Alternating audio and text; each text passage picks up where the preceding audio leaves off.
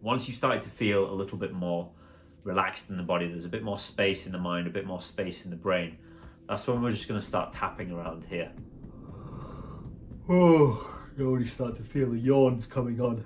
If they want to come on, you can let them come on. And this is where you want to really bring in the narrative. What's the story that is going on with your anger at the moment? And feel free to be liberal with your language. All this anger, all this rage. I'm so f***ing angry right now. I'm so angry that I'm scared. I feel all of this fight-flight energy mobilizing in my body. God, it feels so intense. It feels so intense that I'm shaking. I really want to protect myself right here. A part of my system really feels threatened. A part of my body really wants to protect myself here. And I want to say yes to that part. I want to say yes to this anger. I want to start to bring it into the body. I want to start to bring all of that charge down from my head, where it's generating all these stories,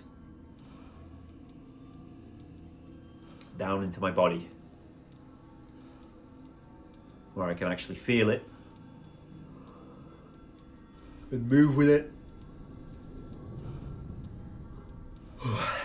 and flow with it. Because I really want to have this angry response. And sometimes that's really necessary.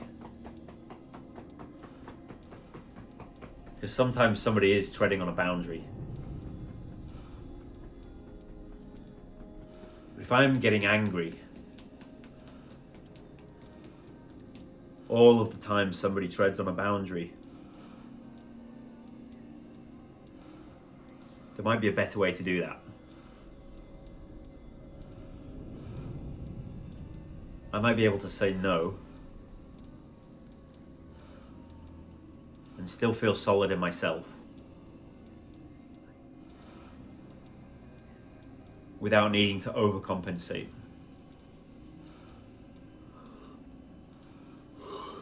And having the anger in reserve and being able to articulate it coherently and not make it the other person's fault. Even though that might be true. But to take some ownership and to say that I'm having an experience here. I'm noticing that I'm angry. I'm feeling all of this anger. This anger is mine.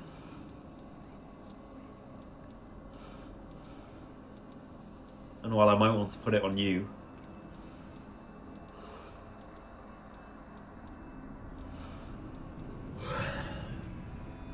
and I might need to express it to you, there are ways that I can be assertive without being possessed by anger.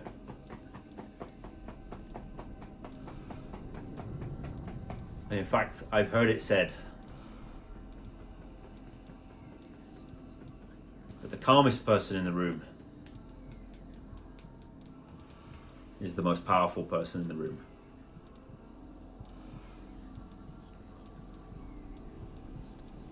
And I've seen what it's like when people get angry all the time.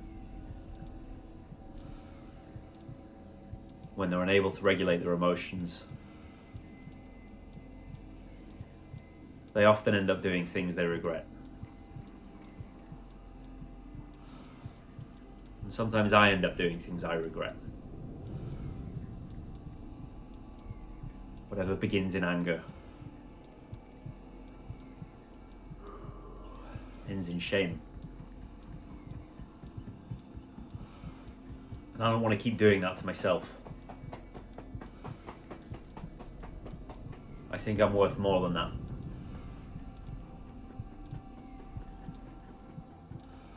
And there must be a better way. But it's also true that I don't want to keep suppressing this anger. I don't want to keep internalizing it. I want to create a different narrative around my anger. I want to say yes to the experience of it. And I want to feel comfortable feeling it.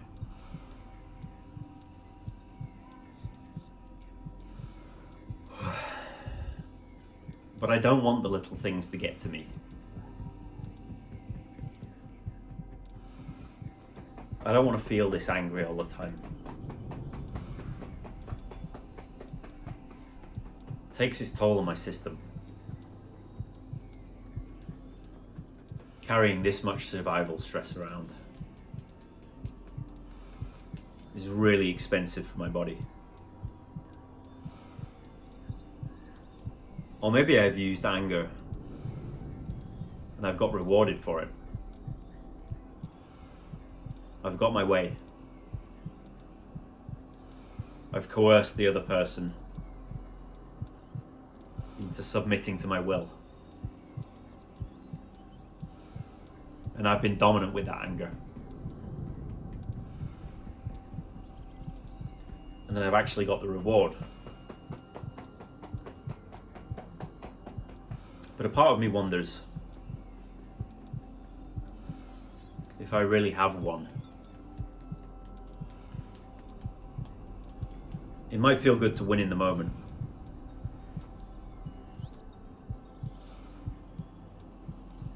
But something inside of me doesn't quite sit right.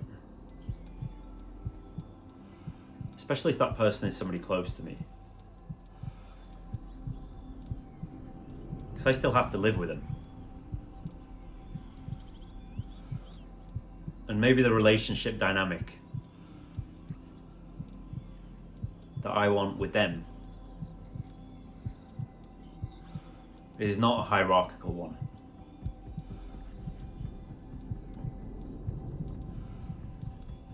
Is not a dominance and submission one. Isn't one based on coercion and control. There isn't one based on lack of trust.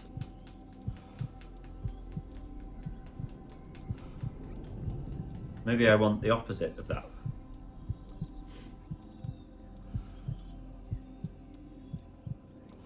Maybe I want one that is based in trust. Maybe I want a relationship that's based in mutual respect.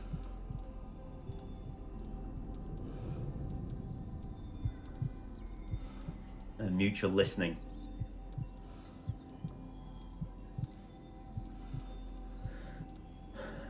So I want to start to have more respect for all these parts of me. And as I start to have respect for those parts, the ones that feel angry, the ones that feel ashamed, and I start to see them for what they are. Just survival strategies. And maybe I have a lot of latent anger. A lot of latent survival energy that I have to work out through the body so I can start to feel a little bit more calibrated in my responses when I'm interacting with others. Because good long-term relationships are not ones based on domination, coercion, and control.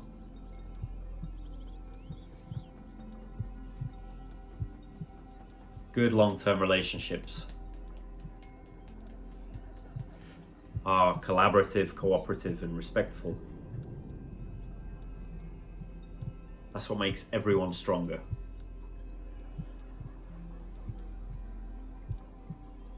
Rather than just making me stronger at the cost of everyone else. Or someone else stronger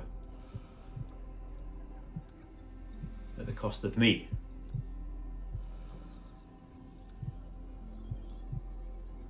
Because the thing about anger is, I can keep getting angry and using that as a tactic to try to get my way. But pretty soon, people are not going to want to be around me.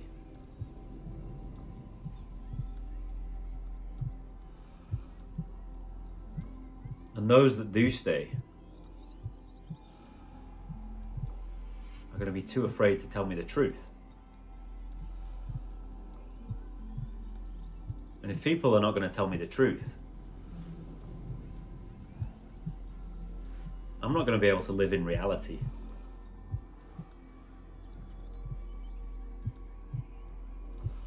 The shared reality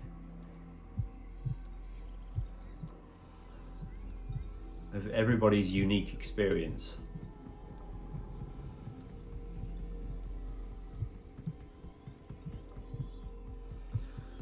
So I'm willing to release all this survival stress. Willing to release this anger. And willing to respect it. An important survival energy.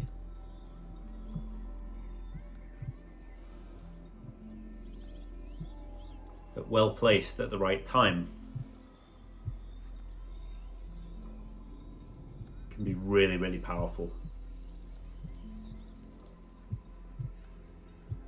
But I want to maintain my connection with the ground as I'm channeling that energy. That means I want to learn to be present in the body. Feeling my experience. And getting that somatic feedback from it. Noticing where I might even be shaming myself for having anger.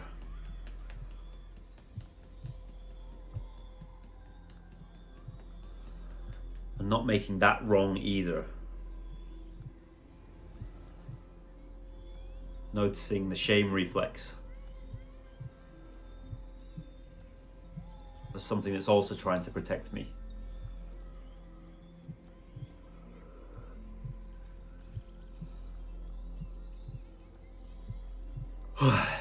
So saying yes to that too. Saying yes to the whole experience. Being willing to be in the body. And feel what I'm feeling. And breathe with all those feelings. And say yes to them all. And be present with them. Until they start to find their way home. Okay, hand on the belly, hand on the chest. Take a breath in. Notice how you feel. Notice if anything's shifted, any new perspectives have come up. And if that anger story is still the same. And it could be that you have more tapping, more work to do around that specific narrative. So what I advise you to do is just go through that narrative, do your movements, then go into tapping, then do your movements, then go into tapping. As you start to bring it up through the body and then tap it through, and then bring it up through the body and then tap it through.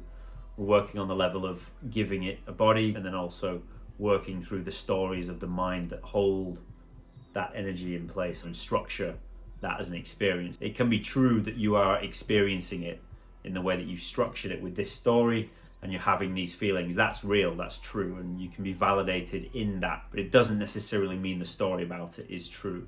And that's where we have to start to break down and just be a bit more precise and calibrated with our anger to be able to position it well and use it in the appropriate times. So hopefully that was useful. Looking at anger and shame is always a really intense topic, especially for people who are maybe seasoned and conditioned in the people-pleasing response. You can feel free to do this as many times as necessary, but just to give you a few basic tools, a few basic ways of processing and getting into this intensity, it does need practice. Like, it does take some time, and this latent suppressed anger maybe from childhood is gonna bubble up over the years, and every time it comes up you just need to learn to meet it where it's at, say yes to it so it can move its way through and find its way wherever it needs to go. So hopefully that was useful. Let me know, comments, feedback, anything that you want me to look at, and I'll see you in the next video.